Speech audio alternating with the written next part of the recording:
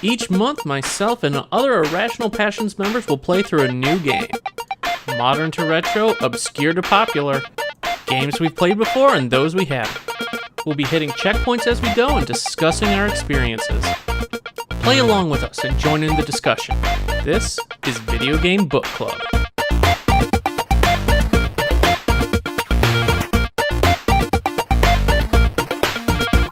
Welcome back, everybody, to Video Game Book Club. This week, we're continuing to constantly dismember space zombies with Dead Space 2. And once again, I'm joined by my fellow Irrational Passions compatriots and newly knighted Destiny 2 raid champions, the yin to my yang, Mr. Mike Burgess.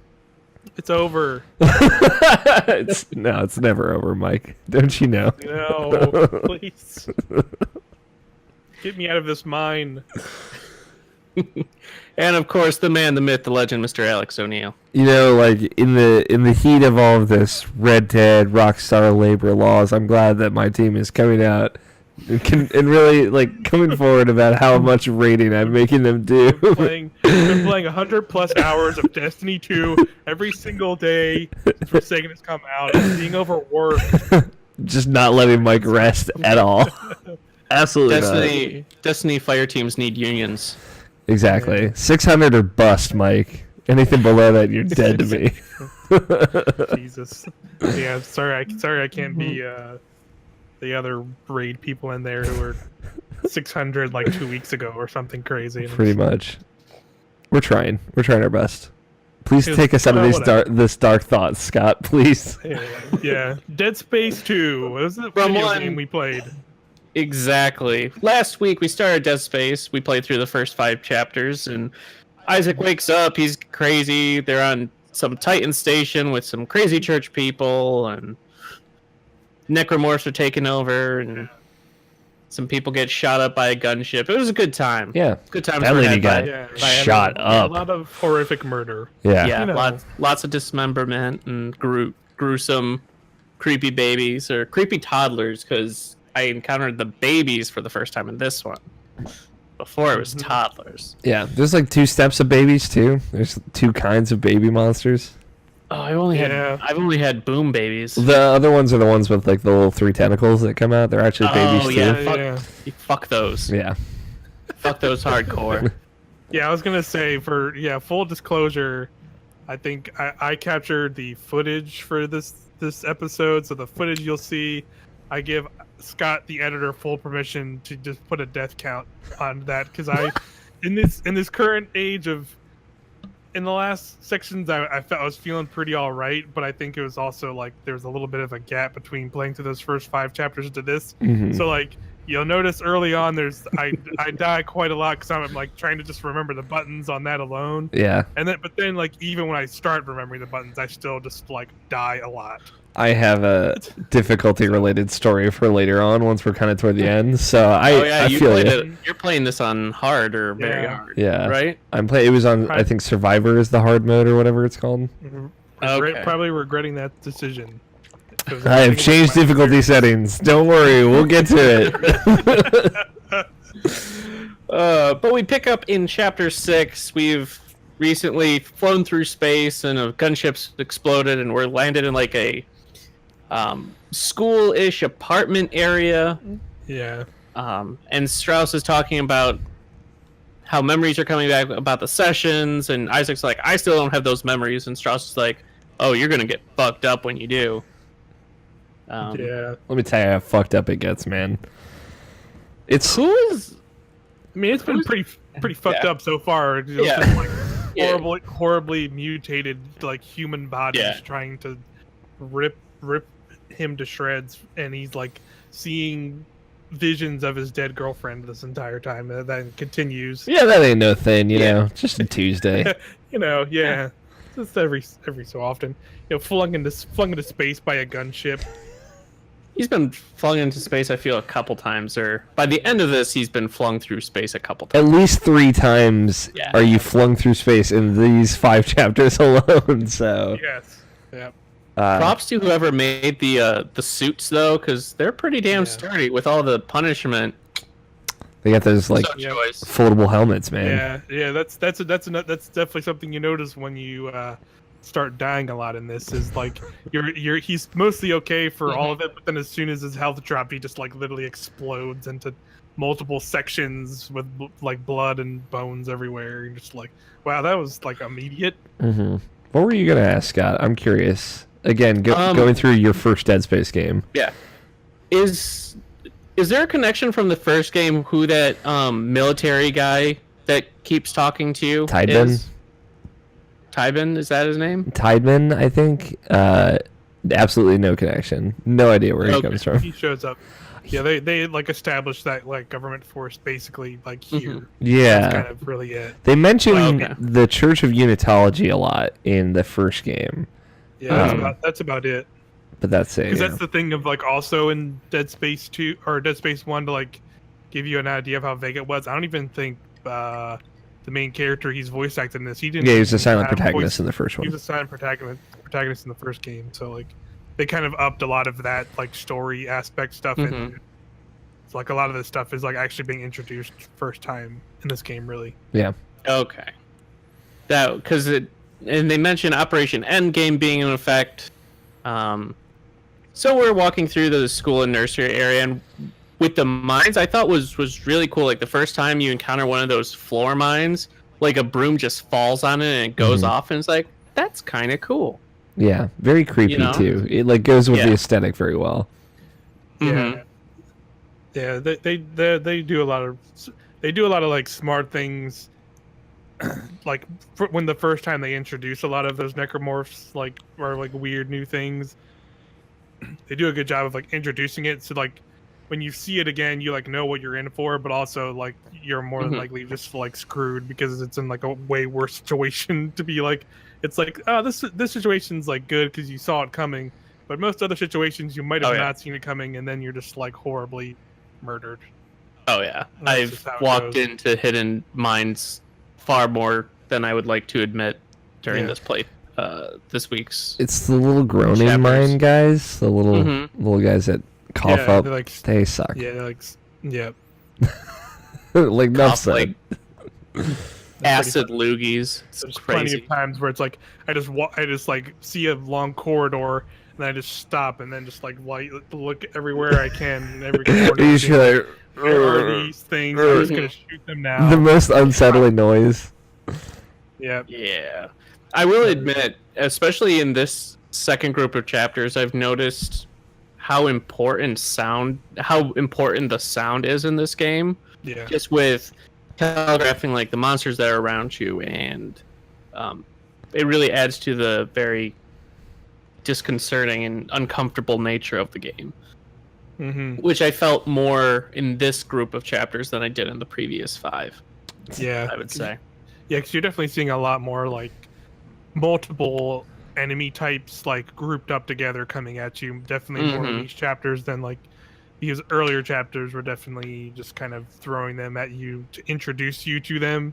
Where in these chapters I felt like, all right, now I'm seeing like the spit up vomity guys, but also I'm seeing those like charging dudes that kind of sneak and hide around. Yeah.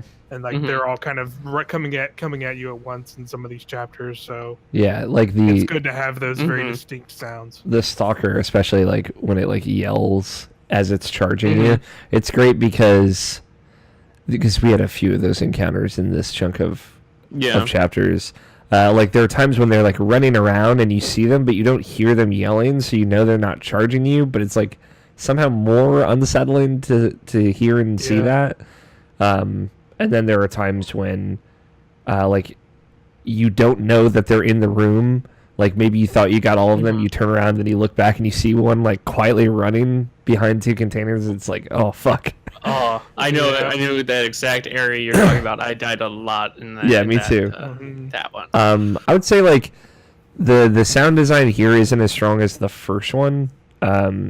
Just for your reference, Scott, because like on the Ishimura, like you hear things like clattering that is never resolved distinctly. Like you just hear stuff all the time, like in the distance, and you don't know what it is, and they never. Yeah. You never get an answer to that question, and like that still haunts me to this day. Like it is really, really unsettling to be on the Ishimura, which obviously you get a little bit of a taste of that here too. But Yeah. yeah, they definitely changed tact, and I think I like how they do it in Dead Space 2. I think I just like Dead Space 1's more. Yeah. Very interesting. But we get to, so we walk through some areas, and then we get to, there's that giant fire going on in front of you, and you have to like remove all the air out of the room. I thought that was kind of a cool touch. It was better than just put in a power source and then turn on the fire extinguishers. You know, it was a bit interesting, and I was confused for a little while because I like replaced one of the air vents or something, I did the same thing, yeah. And I was like, what's supposed to happen? I was like, why can't I go up to the ceiling? What's up here? Yeah. So that one perplexed me for a little bit, and then I felt like a total idiot once I finally figured it out. It's like, oh, there's 3 of them, and I have to unplug all of them.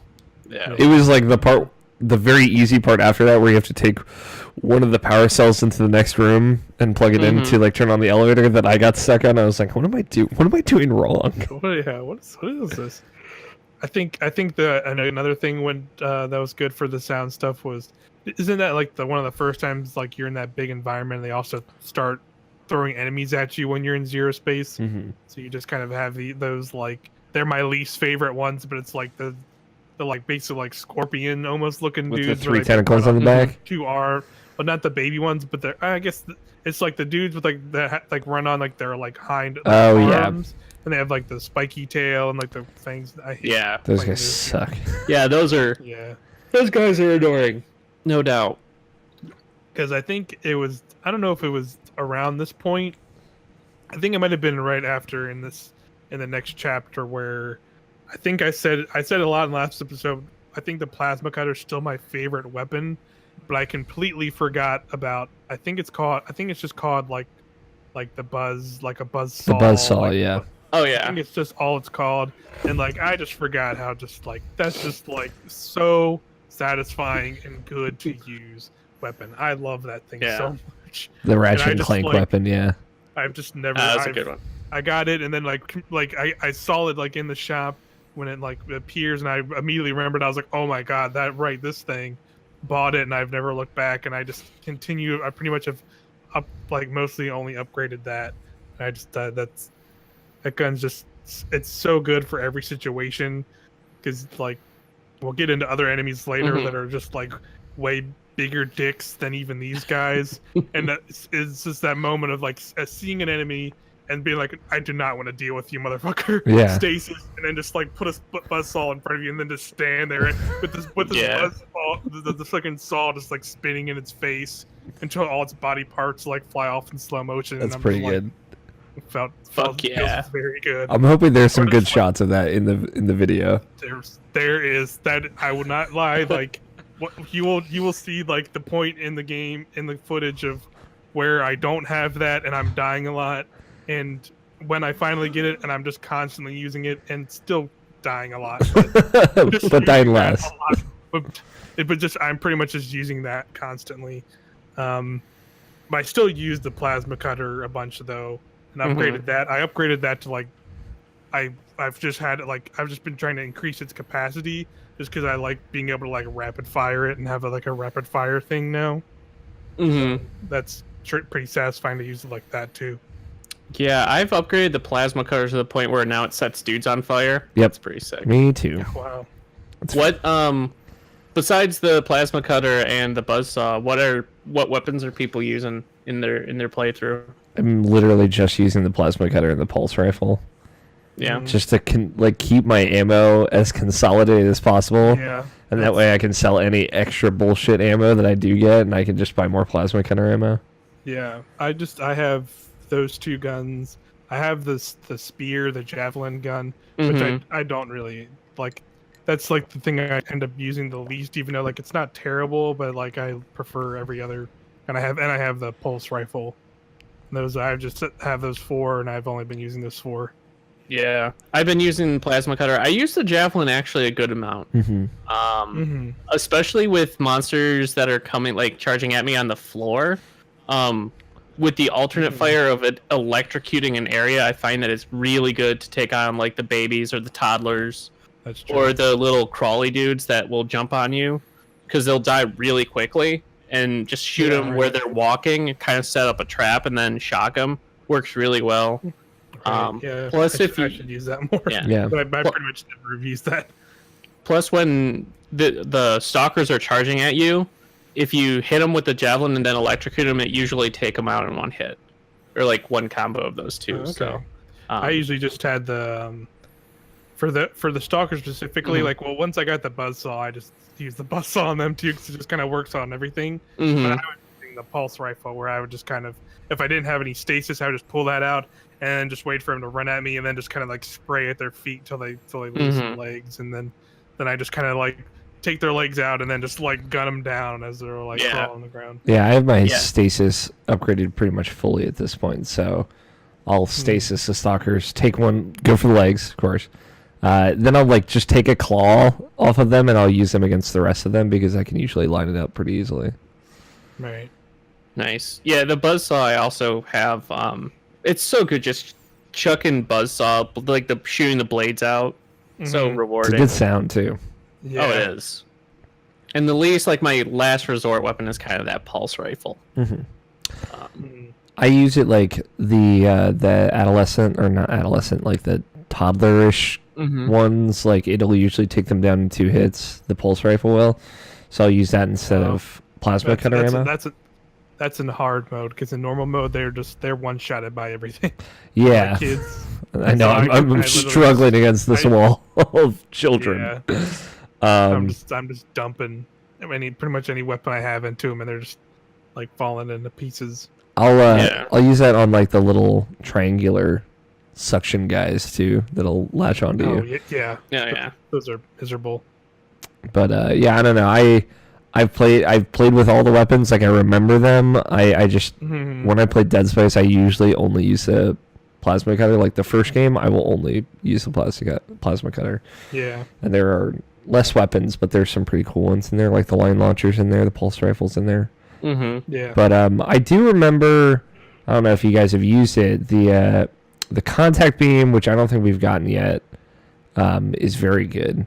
And also the mine launcher is very good. It's very good for the stalkers, which is why you start kind of getting ammo for that right before them. Yeah, I remember that distinctly, like getting that and being like, I'm good.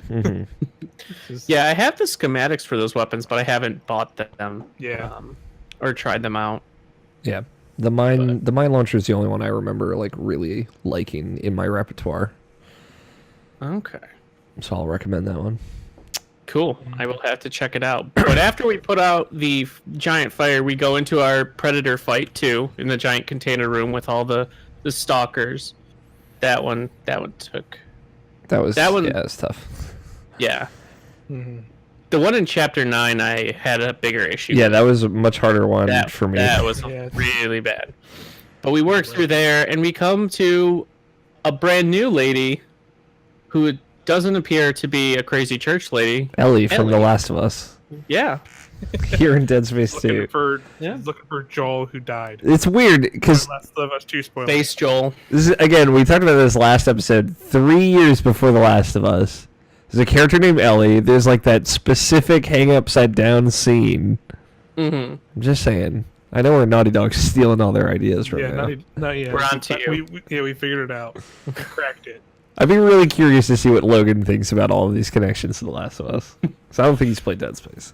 We need like a beautiful mind, or that like Always Sunny from Philadelphia, where the guy just like has all the connections on the wall, but swapping those with Last of Us and Dead Space 2 connections. Then they're gonna sit there and be like, how did they still make a better game years before this? And then like, how could The Last of Us not be as good as Dead Space 2?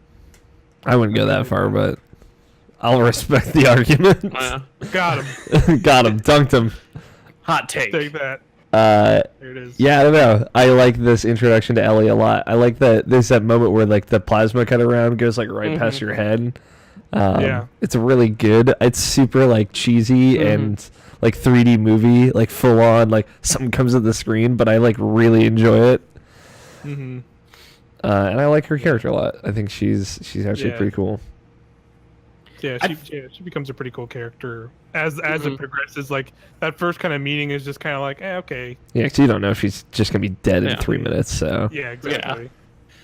I felt like she went from like not trusting Isaac or wanting nothing to do with him to like being Isaac's BFF like really fast. me too. I had that I was exact like- thought. Yeah. Like 2 minutes ago, you were like, "Don't follow me," and then it's like, "Help, Isaac! What's going on? I don't know what's going on." Yeah. The stranger knows you, but that's okay. He can hang out with me. Can you Like, just yeah. watch him? Sure. Yeah. I'll watch this crazy guy This because fucking you, nut the job. person I just met, Yeah. asked me to. Just speaking of Satanism and whatever the hell he's talking about. Talking about sticking needles in your eyes for 25 minutes a day. Yeah. Yeah. And especially after Isaac was like, "Well, let me go with you. We'll be better if we work together." She's like, "You're just a liability. Don't follow me." And then suddenly Crazy Guy shows up and's like, "Can you watch him?" Sure. Sure. That Sure. that doesn't seem like an unreasonable ask. Yeah, that's fine. Yeah. Totally fine. Yeah, I don't know.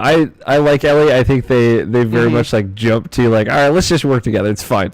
They jumped to that way too quickly. Yeah. But- Could have used a couple more chapters of like trust building before the.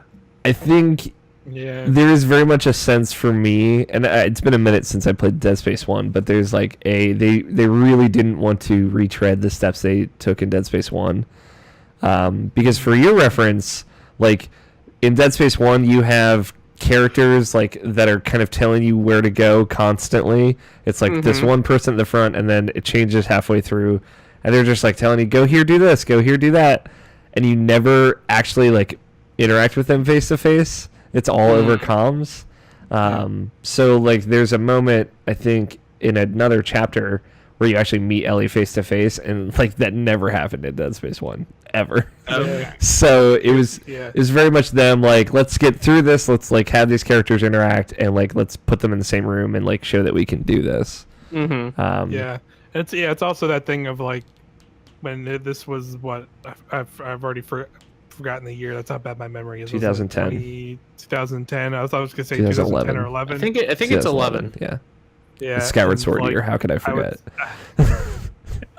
Your dreams. Yeah. It was the same year the Green Lantern game came Yeah, out, guys. exactly. Come on. Your dreams.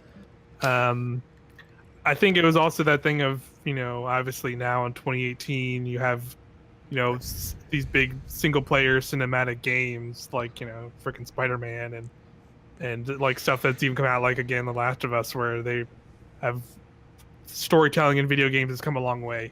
Where like this was, for sure in 2011 this was like a big deal of being like, whoa, two characters on the screen talking to each other, holy crap, So immersive. and it's that kind of like, and then like interactions between them are kind of like, even at that time they were like kind of close to like B movie level interactions between characters, where it's like, hey, we kind of don't like each other because of the crazy stuff going on, but I don't know, let's be friends now. Oh And no. within 5 to 10 minutes of seeing each other, so like there's definitely that kind of thing of it's from an era.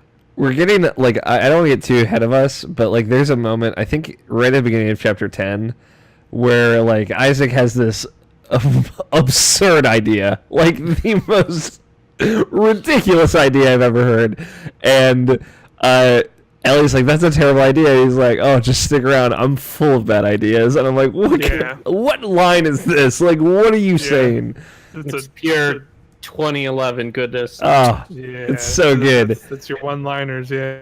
But it was in that moment where like the thing I like about Isaac, I liked it from the first game, he looks like a nerd, like he looks like an engineer, but it just like reinforced, like, I don't know if I believe Isaac could do any of what I'm doing in this video game. Like, Well, Yeah, I Ellie mean, even mentions when Isaac says that he's part of the CEC or whatever, and how he was an engineer. Ellie just flat out calls him nerd. yeah. And this idea that this engineer is like some super badass, like a warrior against these zombie monsters. Yeah.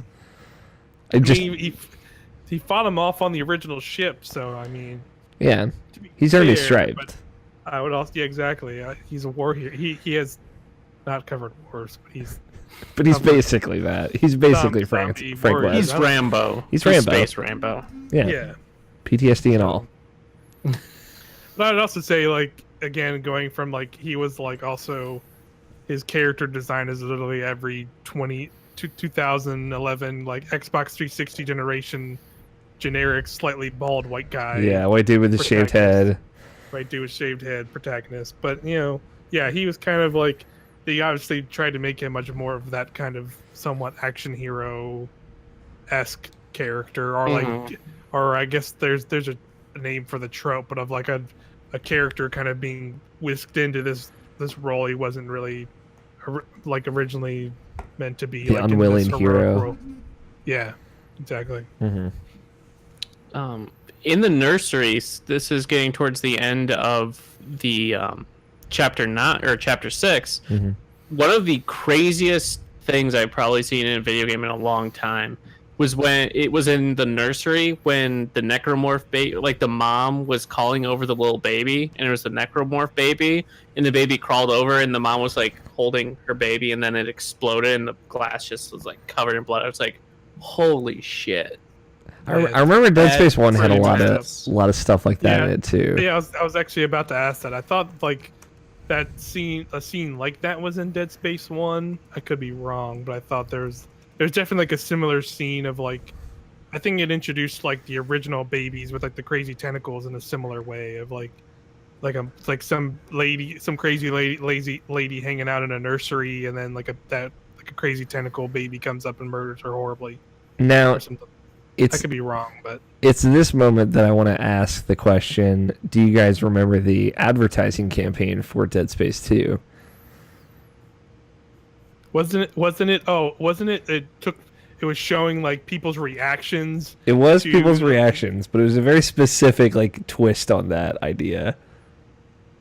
Okay, I don't remember the twist, but I remember. Wasn't it like Your Mom Will Hate It? Or Yes, something? your mom will hate Dead Space okay, 2. Yeah, and it showed, like, because that's what I remembered. I remembered it was, like, showing some, like, old lady, like, watching this scene, and it was just kind of showing her face, just being, like, looking at like the dude she's with, like, super just, like, distraught, like, oh what's happening? Oh, goodness. Yeah, I was just like, I remember that specifically. Yeah.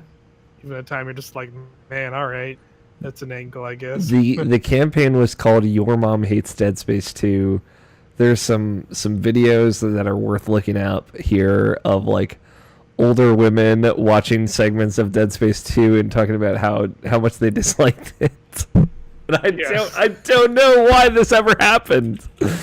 I know George really wanted me to talk about this. It was. I do remember that. I didn't remember those specifics, but I did remember, like, seeing the commercials of, like, the ladies, like, freaking out.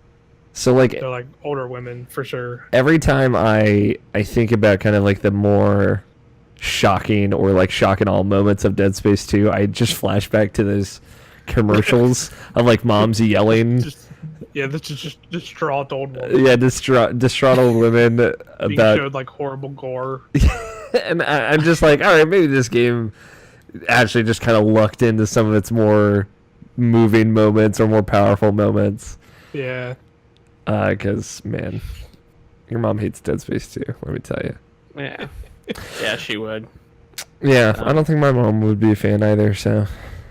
Yeah, I don't think most moms would, so that's fair. That is I fair. have a little side tangent. I remember back on the PS2, I had rented Persona 3, and I was playing it in our main room. And for those of you that aren't familiar, there's this item called an invoker in Persona 3 that look like a gun, and the characters have to shoot themselves in order to use their magic. Well, I was doing that during, like, a boss fight or something. My mom walked by and saw, like, the main character shoot themselves in the head with their invoker gun.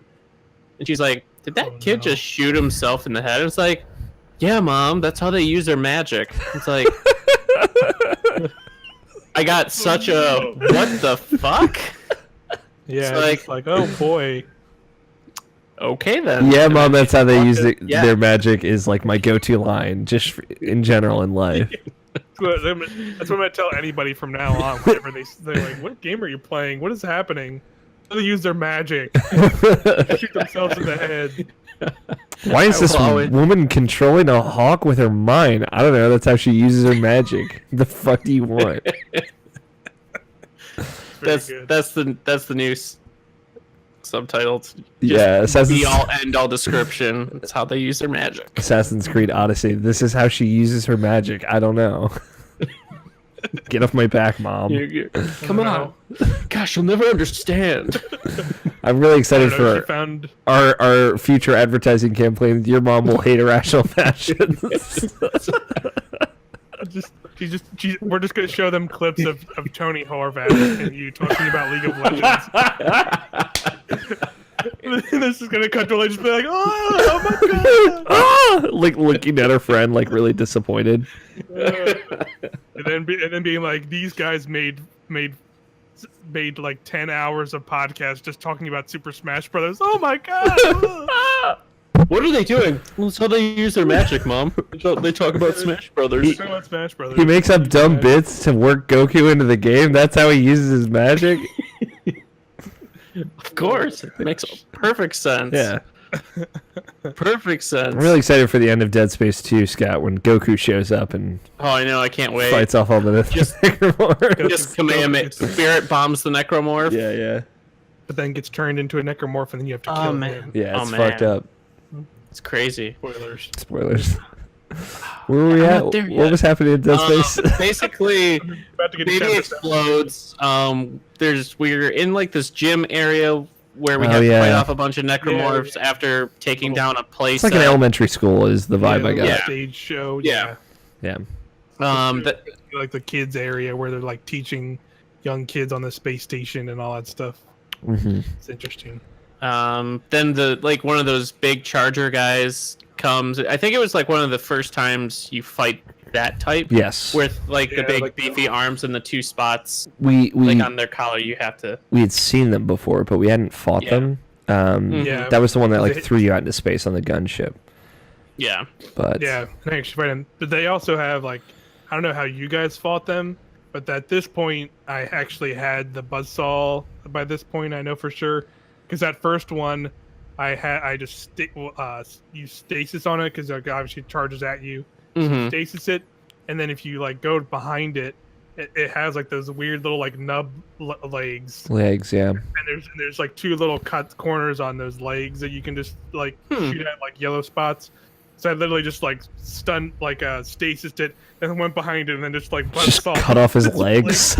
Like a fucking monster. It's actually pretty funny footage because it's just me sitting there just jiggling the thing back and forth between its legs. It's pretty good. Until the little legs pop off, and then he just kind of immediately dies from that because I guess they couldn't. They probably do.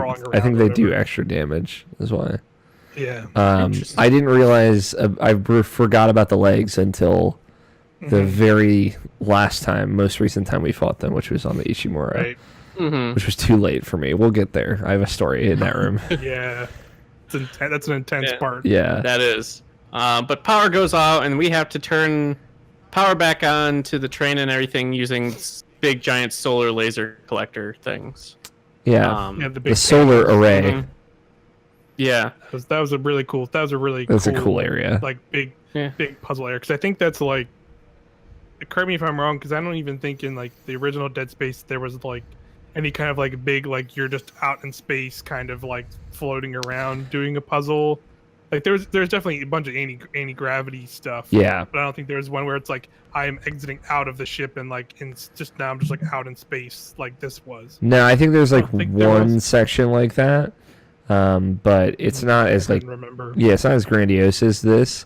I'll say one of the cool things about Dead Space 3 is you start on this big round space station that's around the ice planet that you're above, and you were going from space station to space station on these little trams, but you can get out and go into space and go around and find secrets and stuff. And then the rest of it takes place on the ice planet. And it's not as good. But the opening bits of Dead Space 3 are kind of like this, and I was gonna say cool. You were about to sell me on Dead Space 3, but then you said that Dead Space 3 is worth playing. We're gonna talk about it probably more in the last episode, just because some frustrations on how this game ends and like how it sets up something cool, and then they don't. Right. They do not actualize on any of that. But Dead Space 3 is worth a play, I would say, especially if you got a buddy to play through it with. The elevator of death you have to go up This part sucks so much. Oh my was god. a bitch. This made my least favorite part of the game. I guess I had the opposite because I it was tough, but I had fun at that part. Just like because I knew what to. I guess I don't know. I guess I was more loaded up, and I think I mostly ended up using my pulse rifle on that just because it felt like a quicker way to just kind of deal with like taking their arms out. Yeah, that's fair. I died a lot, but I'm curious. Like this is the first part where I got to see like one of the finisher deaths that you can experience. I don't know if any of you have experienced any others throughout the game, but in this one, like there are different ways for you to die. In this one, the guys leaning through the window will slash both your arms off, and then and then your helmet. You'll just take your helmet off for no apparent reason, and that's like in all of them. Yeah, it's very confusing. And then they'll grab you and throw you out the window into space, and then it zooms in on their like weird little face, and then it cuts to black. And I remember when the first Dead Space came out, it was like this whole big, like almost a feature that they were touting was, oh, when they get you, they fucking get you real good, and it's real gross. Yeah. And I cannot for any reason understand like why people are into it. Yeah, I think that was another thing of the era of like being like, violence, like hardcore violence is cool, guys. Your mom hates this, man. Yeah, your mom hates it, so it's cool. Yeah. Got this dude Rebel against the system, the being his matriarchy. body. And I got one. I think it's in the Triggered, Scott. You got me. I don't remember where honestly this is in the section, but I think it's like you have to like stasis or grab like exploding cans to like shoot at things to like remove tentacles. Yeah. Oh yeah. I think that's in like a later. That might be. It's a little bit later. That's where I can say, but I got to that one, and that's where I saw my first one of those super gruesome deaths. And then a little bit later than that, I got the one from the vomity dudes. Yeah. Which is also not like that's another one where like he just was like, oh, this thing that vomits everywhere. I'm just gonna take my helmet off while it's like grabbing me in front of my face. Oh no, it's just vomiting acid down my throat the whole time. Why did I take my mask off? Why did I take my helmet off? This was such a mistake. I quickly regret this decision. Yeah, you're just watching this. I was just watching. I'm just like, why is this happening? It's just it's weird. It's in a lot of games. It's in Dead Space 2. It's in Dead Space 3. I think Resident Evil 4 has a little bit of those. Although I think they were a lot shorter in Dead Space 4. Yeah. Or Resident Evil 4.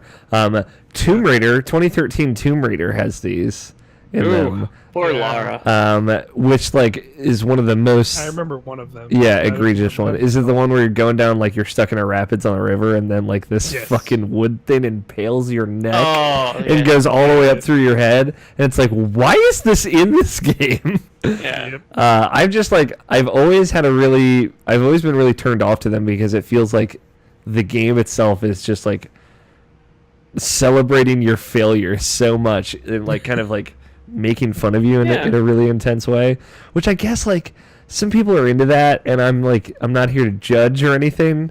But I remember into it, man. like some people just love it. Like some people go to slasher horror movies because they want to see how fucking brutally people get murdered. And to be fair, when I'm playing Until Dawn and fucking Emily is getting her head torn off, I'm fucking screaming and cheering at the top of my lungs, and I'm not afraid to admit that. But I just like it feels so out of place in an action game. I remember one of the reasons I bring up. I remember when I was freelance writing at the time, I sent out a pitch to an editor that I won't necessarily name. That was basically like, hey, like I think this is dumb, and I think this like creates this sense of violence against the player. It's almost like hurting the player or creating like a sense of pain for them, and it's also making fun of them. And that was kind of my angle with it. And he basically said that, like, I don't want to put words in his mouth, but it was like, I feel like this opinion is dumb, and I'd rather not have you write this on our website. And I was like, okay, I guess I'll just never read this website again. Okay. But yeah, like it's weird that some people have such an affinity for it. I guess that's it for me. Yeah, I definitely see where you're coming from. I think it's definitely a genre thing because, like, in Mortal Kombat with the X-ray moves and things like that, like, I am all about that. Mm-hmm. But I can definitely see how it's kind of punishing the player in a way by making it like, you failed so hardcore. This is what's going on. This is what's happening to you. It weirdly makes more sense to me in a player versus player environment, right? Like when you pull off a fatality on your friend, I think it is like, it's such a gruesome thing, but it's also like a tricky thing to pull off, so everyone kind of appreciates the skill put into it. And also it's just like it is more friendly. I think it is more, you were fighting against a friend or another player, and there's like a camaraderie there. Here it's like the game pushing back against you in this weird, like sadistic way. And I just don't know. I guess it just doesn't hit with me. People who like horror that though, so. Yeah. No, I'm definitely with you, and I think it's also that thing of this might also be a thing of just time having passed since this game has come out, and I don't really like it. I more so don't like it's like, all right, I lost, I get it. Let me just get right back into the game and try again. Where like when you get these, you're just like sitting there for like, you know, almost like a couple minutes, like watching you just horribly. Yeah, it's like a full 45 seconds of murder. It's a lot. I just like don't care, and like it makes me uninterested, and I just like pull my phone out while it's just like let me just like I've seen this once. Let me just kind of like skip mash a button and go skip ahead. Yeah. What I've started doing is when something like that's starting to happen, or I'm at the beginning of that death animation, I just pause and then reload checkpoint. Yeah. Reload checkpoint. Yeah, that's true. Yeah, it's cool. No shame in that. Yeah, I want to say I have done that, but not in those situations. I've done it in like I'm about to die embarrassingly at this point where I shouldn't have probably died. So let me just pause it and restart there. I'll say for the most part though, shout out to Dead Space 2. One, good load times. I'm playing Assassin's Creed Odyssey on the side, and the load times in that game are not good. Especially by comparison, but also the checkpoints are pretty good, with a couple of exceptions. The checkpoints are pretty good, and I'm like, okay, like it has those kind of modern points that a modern video game has. When you think back like 2 years before this, or 3 years before this, 2008 when GTA 4 came out, little did we know we lived in a world where we had the worst checkpoints of all time. And only until you get to the final mission of GTA 4 do you realize, like, oh no, this game is terrible. Dang.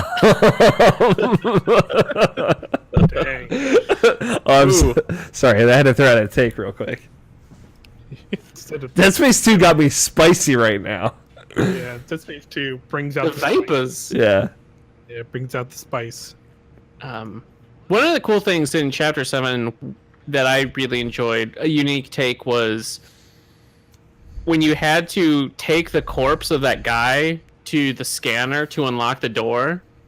Yeah. I thought that was really cool. And then I used that guy's corpse and I just flung him through all the mines. Me too. Yeah. So I was just walking with a dripping torso of this dude. Yeah.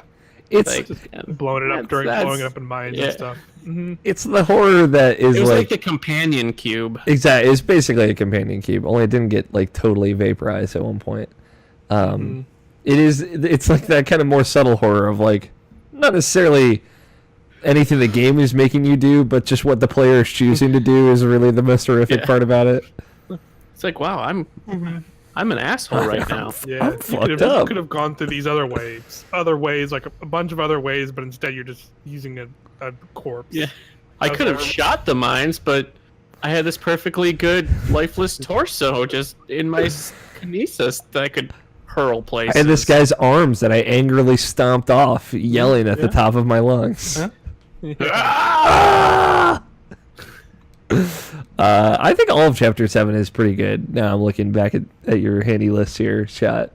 I felt like the Yeah. whole AI thing with all the doors being locked was kind of useless filler. Was I that wasn't a huge fan of that. where you had to like take the little cubes out? Yeah, you had to take the cubes out and like restart Oh, right. Yeah. that energy core or something, so it would fuck up the AI that was in charge of everything, so it would unlock the door so you could get to the solar panels. Yeah, It's- I did. I'm sorry. I did No. like in that scene though when they did that little trick, kind of like what they did in Dead Space 1, where they had like kind of they had a lot of like weird like skittering sounds all over the Mhm. place to kind of throw you off.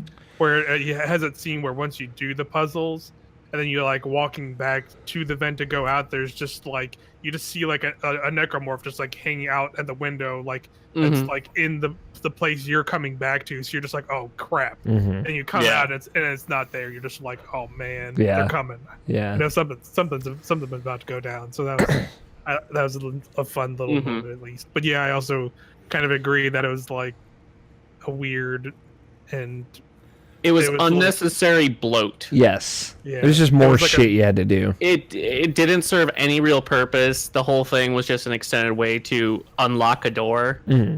yeah, It's like, had they swapped that out with just one of the decrypt things where you push your arm into things and you get those 3 little right. unlocks things, replace it with that and you would have lost nothing from the game.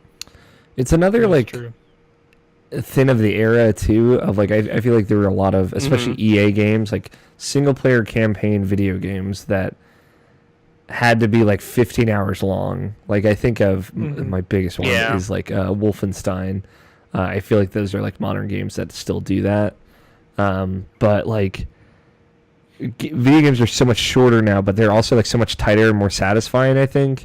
It's like the comparison of like Uncharted 3 to Uncharted 4, like because I don't love Uncharted 3, but mostly because it just has all these sections in it that are totally unnecessary, and I feel like 4 front to back, everything kind of feels a little bit more important as you're going through Yeah, it and less bloated. definitely. But yeah, I think like Dead Space 1 is way more a culprit of that. Like I think there's way more like I feel like I'm just going to a room to do a thing. like Yeah, I feel like this has no purpose. Where I think the environments in Dead Space 2, there's still stuff like that, but I think they do a much better job of keeping things changing or evolving as you're going through yeah, it. totally. Dead Space, what I remember was a lot of like go to this room to either like do like a weird little arbitrary puzzle like this, or to see like a single jump scare of a thing dropping out that you immediately kill, and then you just like walk to keep going. It's Which like you could argue that's this, but I think Dead Space 2 it is a handful of that, but it's also there's like a lot more going on to it than that for sure. yeah. One It's an thing evolution. I'd bring up, because I don't know if you remember, Mike, and you may not know, Scott, like all the 0G sections in Dead Space 1, you don't have like little jetpacks at all in those. You literally shoot from flat surface to flat surface, and like you Oh, wow. you can't stay or hover in the air. You just go from point to point. So like all of the 0G kind of exploratory areas, especially like we get a ton in these 5 chapters, all of that is like totally new to Dead Space 2, and all of it's very good, I think. Yeah. And speaking of the 0G stuff, once we unlock the door and escape, it's time to realign those solar panels, and we go outside for, like you guys were saying earlier, one of the coolest, at least up to this point, one of the coolest experiences so far, I think, of this game for me. Yeah, The whole Being able solar to array just is kind of definitely fly cool. around and that's definitely a standout moment compared to just like like a boss fight or like fighting a bunch of dudes. It was kind of like a cool use of all of the use of like we're on a big space station, have this person go out in space, actual space. Yeah. Yeah, and also it gave a like, really good sense of scale to the whole area you've been exploring. yeah, because you're like on Titan, like you're on this moon, and this huge station is spread throughout this whole moon. It's you get a really good sense of it. And then we get our first taste of those like spawning flesh things that would shoot those like worm missiles at you. Those guys suck. Yep. Also, Those Yeah. are fun. Yeah. but luckily they die pretty quickly. So Yeah, they were Yeah. pretty quick. And then we have to evacuate the solar panels because it turns into a giant solar beam. And we get to launch ourselves through space Yeah. again. Yeah, This- that's definitely like. I honestly can't remember. There might be another one after this I think where that's the we're at, last but one. that's I think that's what I thought too, because it's definitely like the coolest one of like dodging debris, and then it has like the Going through giant the debris. massive- Mhm. giant massive piece like comes through, and you have to line yourself to go through the tunnel. But also, like, then you crash down through, like, a vent, Yeah, and then you land on your feet, and... it's im- superhero landing. Yeah, it's Yeah, a he does, superhero like, landing. the Superman land where he like crouches down on one knee. But, like, you hear monsters everywhere, and, like, immediately you have to get ready because shit's going down. Yeah. And I love it. And, Yeah. like, it just doesn't stop, and, like, that whole section is awesome. Yeah, that was a pretty cool part. Yeah, the downfall, or like the low point of that chapter 7 for me, was the extended door opening sequence, but the rest of it was really, really strong, I felt. Yeah, I think the elevator part, definitely, I did not like either, but... chapter 7 is, like, a very long chapter, so... Yeah, that was the thing I was gonna get. Well, probably definitely into the next chapter. That was like weird to me, and it might have just stood out to me more maybe when I was recording all of the footage and like typing it out and all that. There are like weird like differences in like chapter lengths. Yeah. between Yeah. 5. Like- And it's like very confusing, especially with like the next one 8, where like chapter 7 was pretty long. Like I would say it was probably like at least like close to an hour-ish or so. Mm-hmm. Yeah, I If think not chapter more. 6 and 7 were like the hour-long ones. And Yeah, chapter but, 10 like, is also really long. Yeah, well, yeah, we get that. But like chapter 8 was like probably only like 20 minutes or something like Maybe that. Like, less, it was yeah. very It's the shortest chapter so far, easily.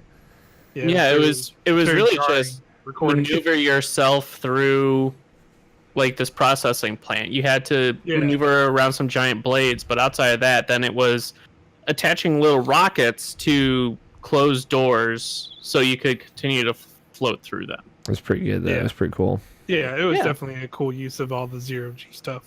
It's a cool way to introduce that mechanic, Mhm. too, because I'm pretty sure that comes back in the last 5 chapters at some point. Mm-hmm. Mm-hmm. And then we reunite with Ellie and Strauss. Meet them in Uh, person. Yeah. you The meet space. actually see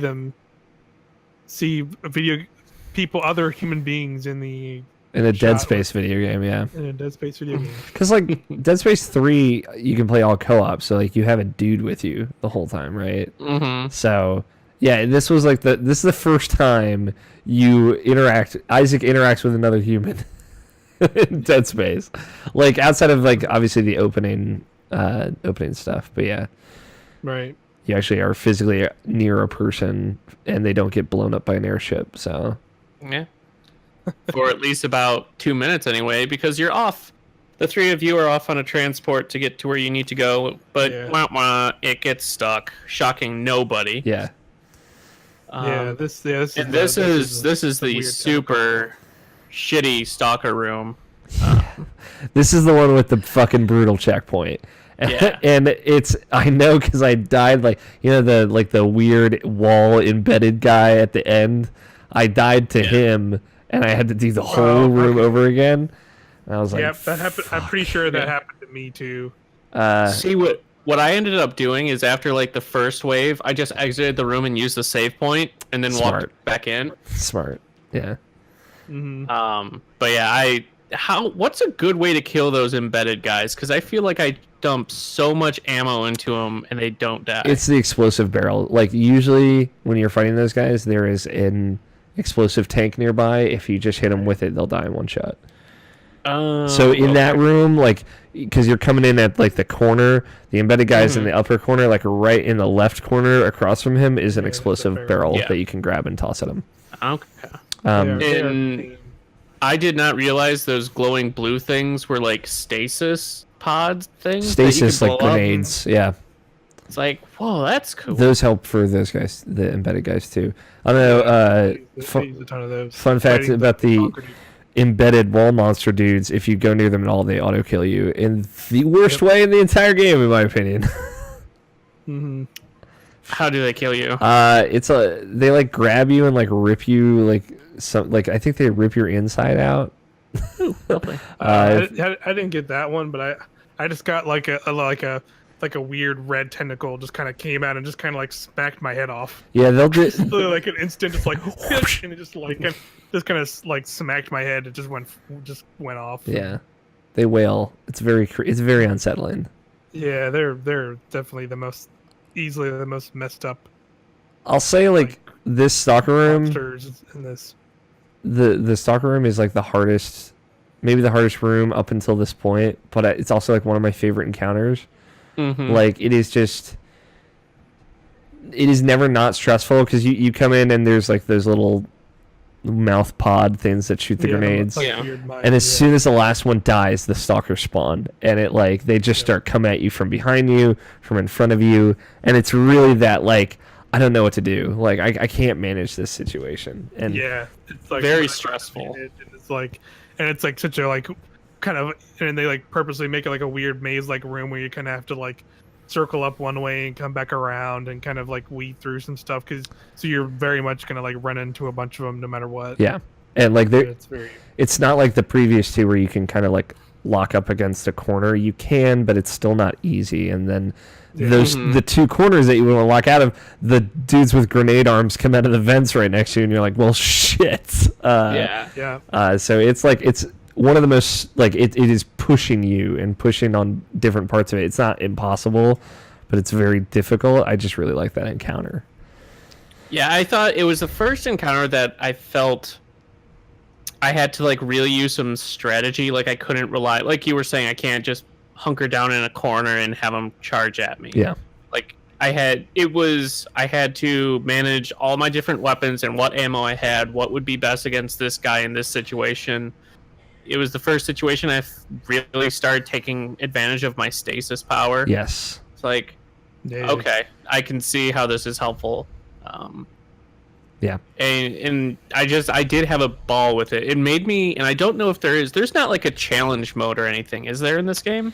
No, but there are like different achievements type things that you can do. Like there are different trophies you get. So there's a hardcore mode that sets the difficulty to hard mode, but makes it so you only have 3 saves the entire game. And if you die, you reload from your last save, not from the last checkpoint.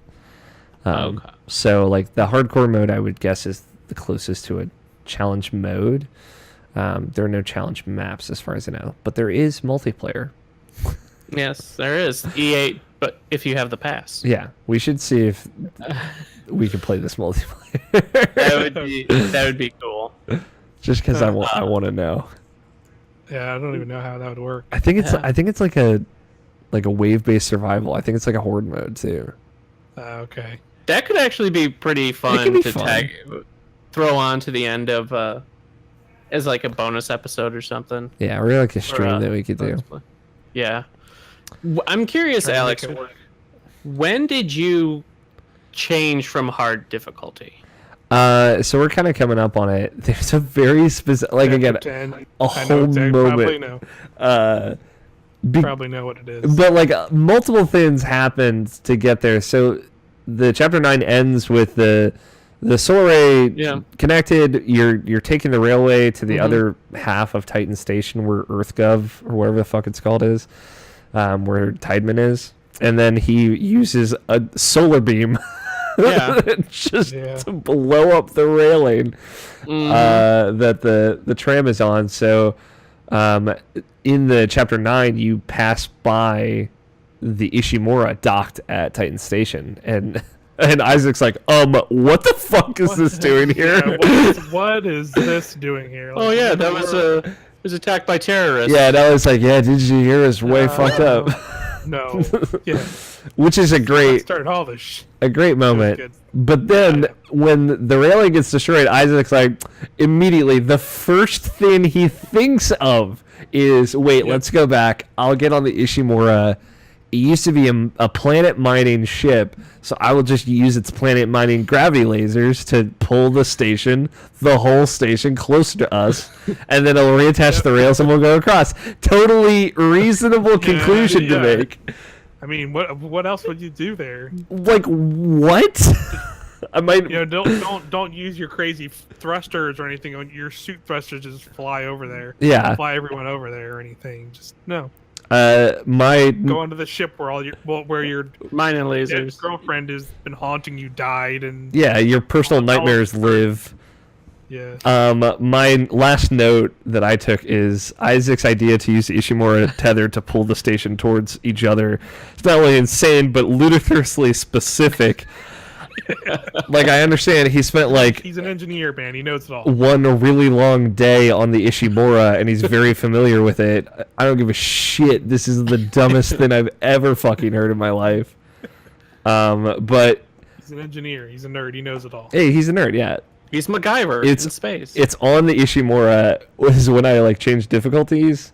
I love the Ishimura. Everything about it's perfect. Like, they're perfect recreations of the opening Yes. areas of Dead Space 1 for your It was- reference, it Scott. I was wondering if the areas you Yes. walk through are the same or the exact from- same. Yeah, they are, and it was a really impressive thing. Even now, coming back to it and being like, it's been a long time since I played this, probably since it's come out, but it's been that just amount of time for Dead Space 1. Also, I played that when it originally came out, and just like walking through the Ishimura again, and like walking into a room immediately being like, I remember what happened here. Like, I could still remember that. It's like definitely a testament to the quality of that game. Yeah, it's like very much Metal Gear Solid 4, like Shadow Moses. Mhm. It is very much like I forgot the other comparison, but you're like going back to this area, and like the save stations are the same way they are from Dead Space 1. The door unlock thing changes to look like Dead Space 1. It's very good. That's Yep. cool. And what's great is after you spend like 10 hours on the Ishimura in Dead Space 1, you're like, man, I don't think they could ever make the Ishimura more creepy. But the cleaning crew coming through with the black lights and like the white tarps over the walls and everything is like this very, like, this place was fucked up, and Yeah. it's still fucked Someone up. had an And orgy. Yeah. They do, like, yeah, Exactly. They did like the really smart thing of like giving you like a pretty long opening to that segment of just nothing. Like, you're not fighting anything, you're just walking back through the ship. So That was one of the. Yeah. Oh, sorry. Go ahead.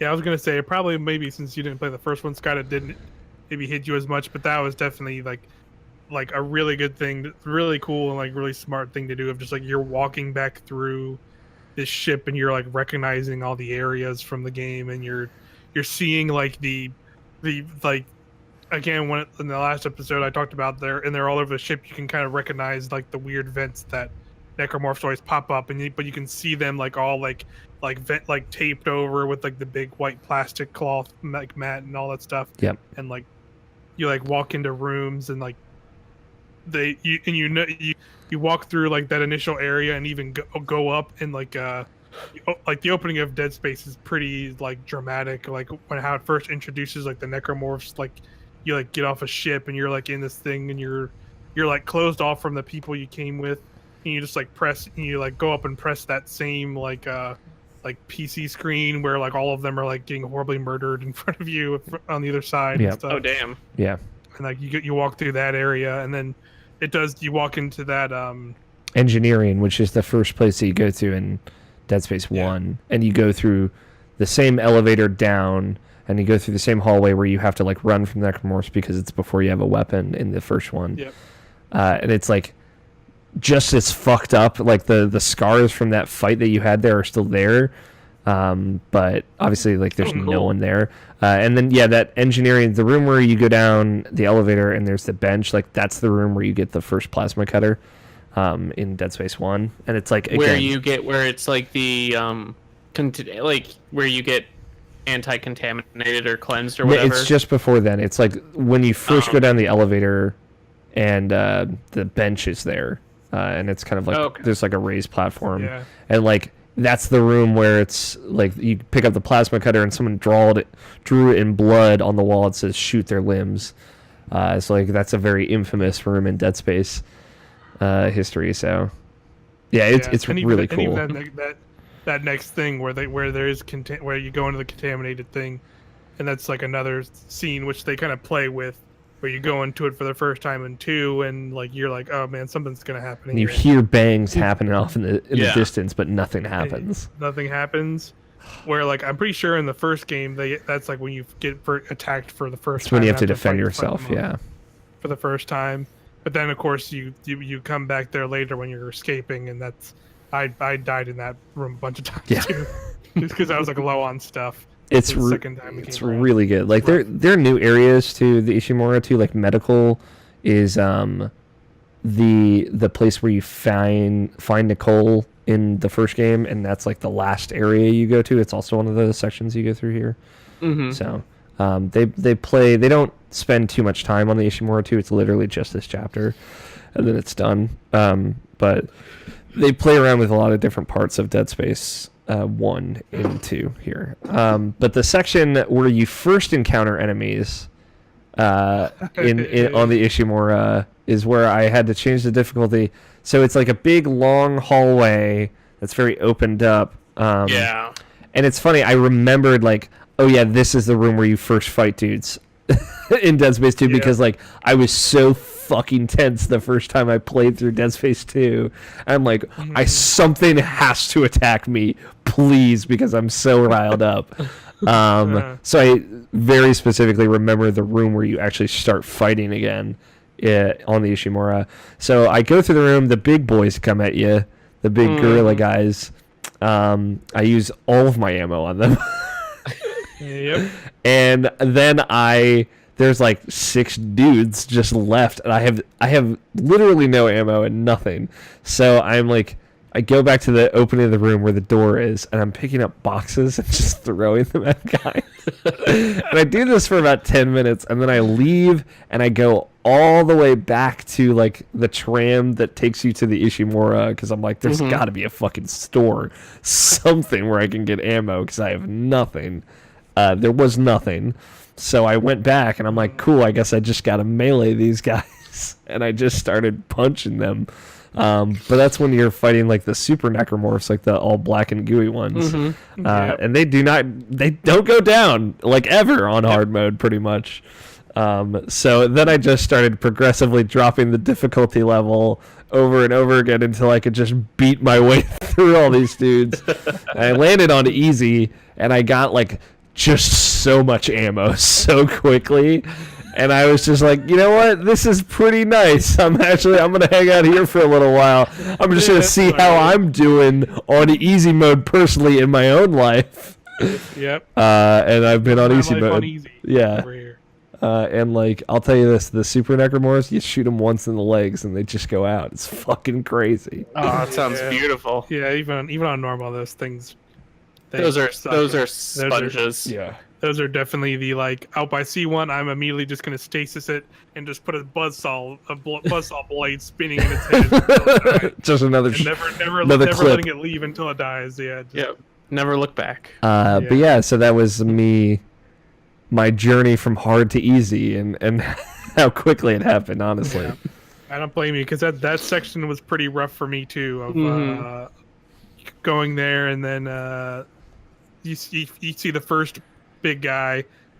I think I had a similar situation even on normal. Of like, I took the first one down, but that used up most of my ammo, and so I started moving down the hallway, and then the second one just starts charging at you, and I'm just like, you know what? I'm just gonna try running past this and see how it goes. And then some dudes show up, and then you just run past them. Yep, and then just like a super one shows up, and the big. I think another one that started showing up that we didn't talk about was like the big fat one. Yeah, the ones. If you shoot him in the stomach, all the tiny dudes come out, and that's just it's annoying. Those are bad ones too to run into. Yeah. Javelin on the ground in the electricity. Oh yeah.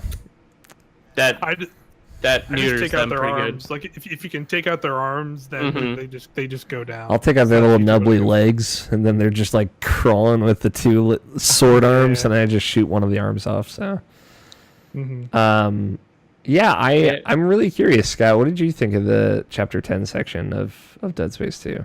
I liked how in the beginning there was no combat. I thought, and I got kind of tense since like, okay, it's been way too long since I've killed anything.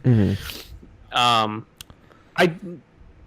knew that walking through it, I just kept feeling and thinking, had I played the first one, this would probably mean a lot more than what it does to me. It was still cool to see everything. I like the idea of what it was and how it was like decontaminated, and I'm very curious how, like the story about why it was said it was a terrorist attack and that whole, how that all will resolve itself. Yeah. Looks very cool. I wish I had played the first one just so I would have that connection like that you guys have, but it was a cool area. It was a nice little change of pace from the center, and the tone and vibe and everything shifted. So I appreciated all that. I think the cool part too is like you can always go back to the first one. Like, oh yeah, the thing is like obviously the big kind of twist of that game is that Nicola's dead, but that you learn that before the end of that game, and also have you thought about the ending of Dead Space 1 recently, Mike? I'm just curious. Like when you go down to the planet and everything that happens there. So I don't remember that much of it, but I just remember like it ends with the dumb, like like it ends with him like getting in a ship, right, and like he's like starting to go down, and then isn't it like then it's just like a really dumb jump scare of like her, like the version of his girlfriend like freaky like jumping up in his face. But I remember that, but I don't remember like the other parts. There's like a whole planet section of Dead Space 1 where you go down to the planet that the Ishimura is mining that no one ever talks about outside of that game. So like honestly, I don't even remember that. You still have surprises going back to the first one and playing it. Like I think there's stuff that you won't expect. And I think that's cool. Yeah, sounds good. Dead Space 3 is alright. I'm just gonna say that again. It's fine. You know, it's got problems. You fight people in that game, and it sucks. It's like, well, this is just third-person shooter. But yeah, that's kind of what I heard. What happened? You also have to unlock the rotation on the plasma cutter. It doesn't rotate by default. You have to like put a mod on it to let it do that. That's super stupid. I was gonna say, throw that game in the trash. It's really dumb. I agree. If only you had like a wrist that could rotate, 90 degrees. The thing is, like, once you unlock that rotation, it is like equally as effective as it is in Dead Space 2 or 1. Like, you can absolutely still like cut limbs in Dead Space 3. They just don't give you the ability to do it from the beginning. It's like, why? Weird. Yeah. That is weird. But back to Dead Space 2, we have to restore the centrifuge to power the massive super mining gravity thing. The gravity tether, I think. The gravity tether. And then on the way out, after we do that, we get trapped in the decontamination room, and lots of baddies break through the glass. And shout out to the big like spinning gravitational thing that you turn on, though. That's cool. That was a cool puzzle, having to put in the various pipes and having them all line up. Yeah. So it would turn on. I thought that was kind of cool. Yeah, it's cool. I appreciated it. Another like survival room and through the decontamination room, and then we're back to the medical area because Ellie jinxed it, saying, "Oh, it's a straight shot to, or don't go to the medical area because that's where all the necromorphs are flooding in from." And of course, lo and behold, on the tram, something's blocking our way, so we have to stop at medical to go through. Yep. I shout out to you. The tram is what you take between chapters in Dead Space 1. Yeah. They brought it back just for like one small part, which is cool. That's cool. Oh man, there's this whole thing. I don't know if it's in Dead Space 2, but in the first Dead Space, all the chapters have titles. If you take the first letter of all the titles of the chapters, it like lines up like a message hidden in the game. Dead Space 1's real buck wild. I'm just thinking about Dead Space a lot more. It really gets you thinking. Interesting. Yeah, I like the part where he's like, I'm going to go up to the captain's deck and just tether the whole other part of Titan, and then I'll just get out in an escape pod. It'll be fine. Yeah, it's fine. It's just like such poor planning. Everything about this is absurd already, and he's like, I'll just fucking risk it with an escape pod. Yeah. And then you get hurled. Well, you don't get hurled through space just in your suit. You're in the escape pod. But the escape pod crashes, and Ellie contacts you, and Strauss is trying to stab her eye with a screwdriver. And that ends chapter 10. Yeah. Yeah, it was quite a place to end it. Of just like the strap, you just see like a little screen, little like TV or like hologram screen pop up, and just Strauss with like a screwdriver at Ellie's eye, one of Ellie's eyes, and he's just like, Strauss, like yelling at him, and then it just cuts out. Then chapter 11 comes up, and you're just like, well, I guess I'm just gonna end it here. Well, pause. It's funny, like, I think stopping after the end of chapter 9, like, when we know we're gonna go onto the Ishimura might have been a better breaking off point, but... Yeah, I thought about that too, but it was still... Knowing how it... I was happy. Yeah, knowing how it goes from here, like, we've got a nice little chunk left. Yeah. Sweet. Stuff still to go down for sure. Dead Space is cool. Yeah, I'm having a fun time. Mm-hmm. I'm kind of... It's starting to feel a bit aged with me with these 5 chapters where it's very, we have a goal, we have an objective, and we can do everything to meet the objective, and then darn, something happens right at the end. Yeah. So we have to do something completely different so we can then meet up and do stuff. I'm just, I'm feeling its age. I felt its age more in these 5 chapters than I did before, because it's just like, oh, seriously, you can't find a different way. You have crazy weapons, and you can't, like, blow out the glass right here to get to...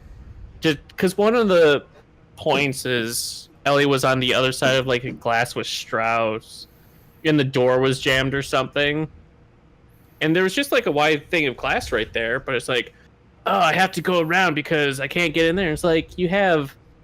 At this point, I had, like, javelin launchers, I had the buzzsaw, I have plasma cutters, I had all this crazy stuff, and it's like, we couldn't just, break the glass, because when you circle back around, of course, Ellie's been attacked once she's in that room, and there's, like, pieces of, like necromorph going through the glass, and holes in it, and it's like,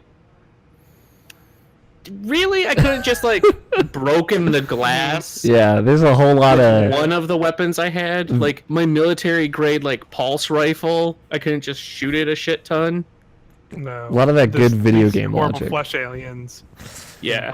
Break glass. They have the power. Oh, yeah. Yeah. Like, those dudes popping up, just breaking the elevator windows, just never stopping. With their weird arms. I like... It's like... Yeah, I respect the video game logic of Dead Space. It's very much like... It is. You're totally right. It's like of an era. Yeah, it's very video gamey. It's video game logic. It's very like turn of the 2010s. Like, here's how we're gonna make first-person or third-person shooter campaign. It's like it's gonna be a whole lot of going to press a button and then something getting in your way. Yeah. Yep. How can we justify the increased price of these video games for $60? How can I justify this online pass? Real quick. Yeah. Fucking Christ. We gotta play some Dead Space 2 multiplayer. Yeah, we gotta figure that out. Wait, we're playing on different stuff, aren't we? I'm on PS3. I'm playing on PS3. Okay, well, you guys could try it. I'm on Xbox. Womp womp. Womp womp. It's alright. We'll still try it, though. I got a feeling that you're not gonna miss much. Probably right. I feel okay about that. Make this an extra life segment where the 3 of us play Dead Space 2 multiplayer. Well, we would have to land it up or something. Oh, it's gotta be get like at spooky o'clock at 3 a.m. Spoon up some Dead Space. Yeah, you know. Being like, yeah, I'm glad this multiplayer didn't exist ever again. Yeah. I literally don't remember what it was. Jesus. Cool. Dead Space. The end of Dead Space 2, I don't remember at all. So. Yeah, neither do I. Let's see how it goes. I remember 4-on-4 multiplayer, I guess. Jesus. Oh boy. Giving players a choice to play as human members of the Sprawl security team or evil necromorph forces. All right. So it's maybe like a Left 4 Dead kind of thing. I do remember playing this very briefly. I did not touch this. I think I reviewed Dead Space 2. Oh shit, man! Maybe that's got to be a segment on the third episode. Is read Alex's review of Dead Space 2. Yeah. Holy shit!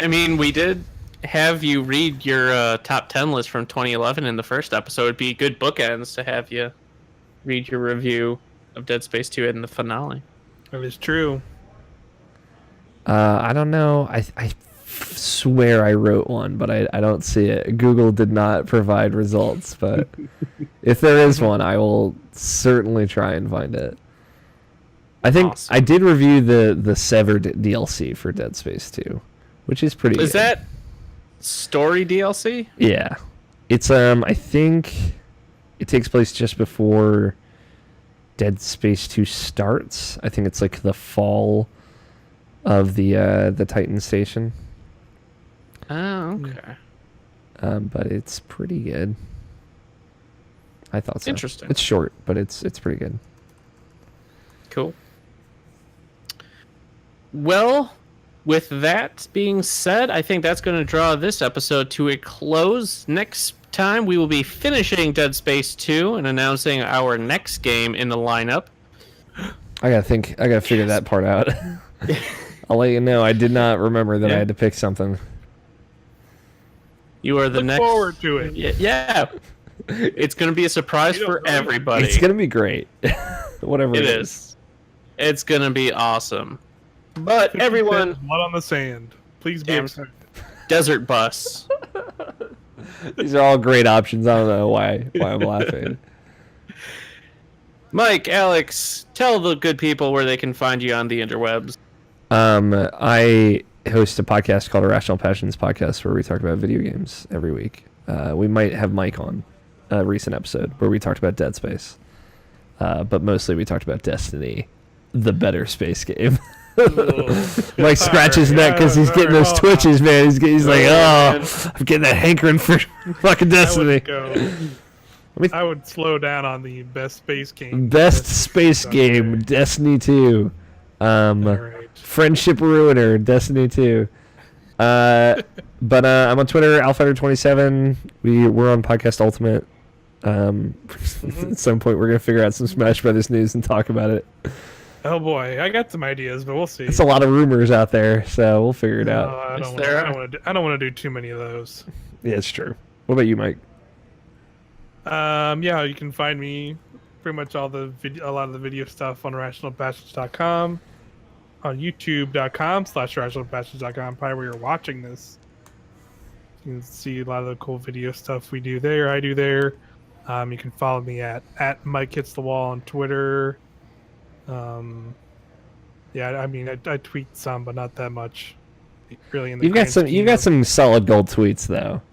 Yeah, that's what I try for. I think you got some fun. I do quality over quantity. There you go. I'm certainly quantity over quality, so somebody's got to do it. What about you, Scott? Balance. For me, you can of course find me on Video Game Book Club. I'm also Professor RPG on Irrational Passions. You can find me on Twitter at SolidSnake120, on Twitch at twitch.tv/SolidSnake120, and you can also find me occasionally popping in and the Irrational Passions Twitch. But for everyone here at Video Game Book Club, thanks for tuning in, everybody. Catch you all next time.